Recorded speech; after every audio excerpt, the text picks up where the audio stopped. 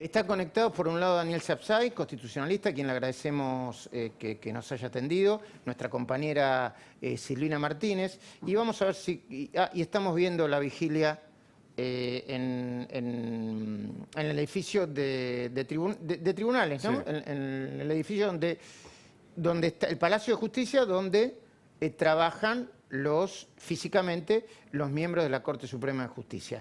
Saludo a Silvina, buenas noches Silvina. Daniel Sapsay, saludo y pregunto, Daniel. El escrache, a mi entender, pero no quiero condicionar tu opinión, el escrache en los domicilios particulares nunca es bueno contra nadie, ¿no? Desde ya que no es bueno, pero de todas maneras entiendo que el presidente de la Nación no tiene autoridad para poder criticar ese escrache y menos de tratarlos de nazis. Y te digo por qué. Porque está permanentemente influenciando o presionando al Poder Judicial desde distintos tipos de comportamientos. Dictados de decretos de necesidad de urgencia inconstitucionales en los que interviene la justicia, como por ejemplo en el caso Vicentín, vos recordarás, o las amenazas y extorsiones al presidente de la Corte Suprema, el doctor Rosenkrantz, con palabras inclusive sumamente sugestivas, como diciendo qué es lo que está haciendo, porque simplemente está cumpliendo con su deber, si llama a un acuerdo excepcional para el tratamiento precisamente del persaltum que han interpuesto los jueces Bruglia, Bertuzzi y Castelli. O sea que me parece que una persona que actúa con una actitud tan abiertamente contraria a la Constitución y que quiere avasallar al Poder Judicial no tiene autoridad para criticar a quienes, es cierto, es un exabrupto el haber hecho un escrache, pero un escrache donde no ha habido ningún daño, donde no se ha hecho ningún cartel, donde no se ha amenazado a nadie. Es decir, nadie fue a destruir la Plaza del Congreso, por ejemplo. Entonces, cuidado con las cosas que decimos porque hay que ponerlas en su verdadera dimensión y hay que ver quién las dice. Para hablar hay que tener la autoridad para poder decirlo, no cuando uno ha cometido hechos muchos peores y siendo además nada menos que la máxima autoridad de la nación. Sí, a mí lo que me parecía inconveniente de ir a la casa de Rosenkrantz o ir a la casa de Cristina Fernández o de Mauricio Macri o de cualquiera de cada uno de nosotros, ¿no? Lo que me parece inconveniente es que durante muchas horas, sobre todo el gobierno, se aprovechó el hecho para agigantarlo y ocultar la verdadera discusión que está en esta vigilia y en la decisión que eventualmente tome en la Corte mañana, que tiene que ver con los camaristas Bruglia, Bertuzzi y Germán Castelli. Exactamente, es decir, acá hay una urgencia enorme de la República. Las instituciones están realmente en peligro. Nosotros, y yo te he enviado una proclama que nuevamente hemos hecho por los profesores republicanos, sí. Ese grupo que hace unos días habíamos interpuesto el amparo por el tema de la retracción de los fondos de la ciudad a través de otro decreto de necesidad de urgencia del presidente. Advertimos precisamente en esa proclama el grave peligro por el que está corriendo la República y urgimos a que la Corte Suprema esté a la altura y vuelva las cosas a su lugar, porque lo que observamos es que desde el poder político, el legislativo y el ejecutivo, hay una invasión peligrosísima del poder judicial, bajo todo tipo de estrategias que tienden además a la impunidad de la vicepresidenta de la Nación, de sus hijos y de los funcionarios más importantes que la acompañaron en sus administraciones. Entonces, en esa proclama que verás que firmamos una cantidad de personas muy conocidas, no solamente del derecho, alertamos sobre esta situación tan grave que nos parece que es realmente dramática y pedimos que la Corte esté a la altura.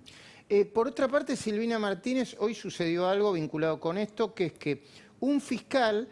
Vos, Silvina, de alguna manera lo definís a este fiscal, a quien yo no conozco, como una especie de discípulo muy cercano al gobernador Axel Kicillof, tomando una decisión o dictaminando en contra de los pedidos de Bruglia y Bertuzzi.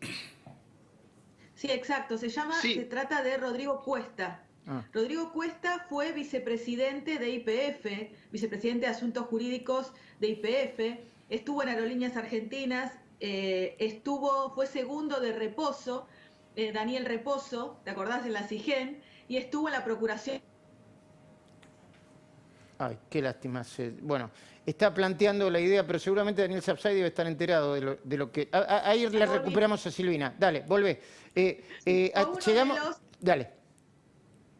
Fue uno de los últimas designaciones que hizo Cristina Kirchner el año 2015 en puestos estratégicos. Cristina, antes de irse, previo concurso, ¿no?, designó varios fiscales y jueces, Ernesto Kreplak, Daniel, este caso de Rodrigo Cuesta, son personas de la Cámpora que pasaron a formar parte del Poder Judicial. Bueno, claramente dictaminó en contra de la petición de Bruglia y Bertuzzi sobre la base de los argumentos del Poder Ejecutivo, ¿no? Pero hay que recalcar su militancia en la Cámpora y su cercanía a Kicillof. Es que hay un problema grave en la República Argentina, que están, mientras que plantean una reforma con visos de legalidad, mientras tanto están colonizando una buena parte del Poder Judicial, ¿no, Daniel? Absolutamente. Mirá, si uno lee ese dictamen, es un dictamen que parece más una proclama política, desconoce principios fundamentales del derecho administrativo, como es la cosa juzgada administrativa. Es decir, cuando ya ha habido una toma de decisión respecto de un acto que fue el traslado de jueces, no solo de parte de la Corte Suprema con las acordadas, sino con los decretos del Ejecutivo que formalizaron esos traslados, ese es un tema consumado, hay cosa juzgada. Se está destruyendo la seguridad jurídica y directamente lo que este fiscal está justificando es precisamente desconociendo esa condición, desconociendo y poniendo en tela de juicio y posibilitando de que todo acto pueda ser revisado por un gobierno posterior, lo cual es la destrucción del Estado de Derecho, porque si algo tiene de importante para conocer el contenido de nuestros derechos, para saber las acciones que podemos emprender en todos los terrenos de la vida, es sentarnos sobre decisiones que van a durar y no que después el gobierno que viene las revisa y hace caso omiso y dicta exactamente lo contrario. Daniel, pero además acá hay un tema, sí, que quiero que quede claro, que ayer lo explicaba muy bien Lucía Salinas en un artículo, en donde ella explica que por este procedimiento, desde 1995, fueron trasladados 65 magistrados, 23 de los cuales, escuchen bien, a través de decisiones de Néstor y de Cristina Kirchner. Entonces, ¿de qué estamos hablando? No resiste ni la doctrina de los actos propios. No, claro. Sí, ellos, lo que ellos hacen cuando lo hacen... Exactamente idénticos, idénticos. Lo que ellos hacen cuando lo hacen está bien. Y lo mismo que hacen los otros, lo mismo que hicieron ellos, está mal solamente porque lo hacen los otros. Deben tener una fantasía de superioridad moral inexistente, ¿no? Daniel, la última por mi parte... No, fantasía, tiene un objetivo. El objetivo es colonizar el Poder Judicial. Claro. ¿Qué crees que puede pasar? ¿Qué crees que puede pasar mañana, Daniel? Mira, yo me he cansado de decir que es muy difícil saber porque esto no tiene precedentes. No tiene precedentes por la gravedad del hecho. Es decir, yo nunca he visto una remoción disfrazada de no dar acuerdo por parte del poder político de una manera tan grosera y brutal, avalada por el Ejecutivo. No vi nunca. No vi nunca tampoco que la misma haya sido desconociendo absolutamente la autoridad de la Corte Suprema que hace 2 años, en los mismos casos, decidió lo contrario. Entonces, me resisto a creer que la Corte Suprema va a seguir haciéndose la distraída y va a permitir que se la desautorice de esta manera, pero sobre todo que se demuela la República, porque se la está demoliendo por estos procedimientos que no tienen el menor tipo de sustento legal ni constitucional. Daniel, como siempre, muchísimas gracias por el tiempo y no me canso de recomendar tu sitio, Daniel Alberto Sapsay, de YouTube, donde plantea recomendaciones y dice lo que piensa. Muchísimas gracias, Daniel. Muchísimas gracias a vos, es un placer. Saludos y a toda la mesa. Muy bien, hablando de lo que puede pasar mañana, Silvina, quiero compartir con vos esta información. Hay quienes dicen dentro de la propia Corte Suprema de Justicia que no hay que votar, que no se comunicó oficialmente, que aparentemente el presidente no comunicó oficialmente. Otros dicen que se va a postergar el per saltum, otros dicen que no.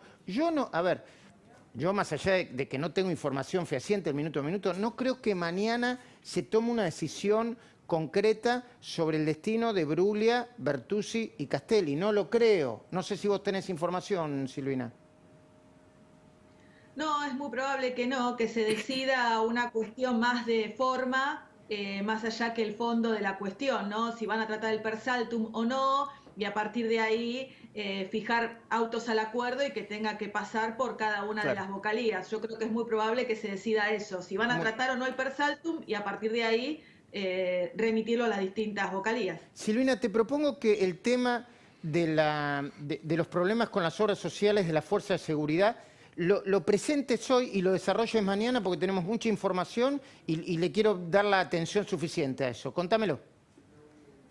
Bueno, se están quejando muchos beneficiarios de esta obra social en medio de la crisis de la pandemia por pago de coseguro y por deficiencia en prestaciones. Una obra social que tiene más de 4.000 millones de deuda y que, como siempre, este gobierno le echa la culpa al gobierno anterior. Mañana te lo cuento en profundidad. Gracias, Silvina.